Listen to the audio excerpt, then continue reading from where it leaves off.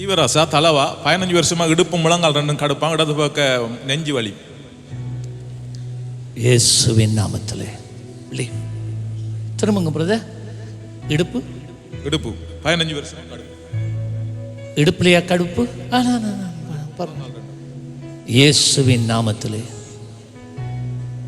இயேசுவின் நாமத்திலே 15 வருஷங்கள் இவனை சிறைப்படுத்தி இருக்கிற இந்த இடுப்பு வலி லீவ். பாருங்க, இப்ப இருக்காண்டு குனிஞ்சு பாருங்க, குந்தி பாருங்க,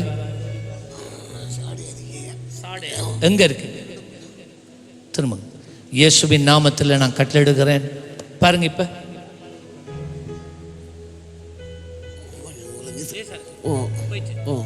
உங்களை ஆசீர்வதிப்பார்.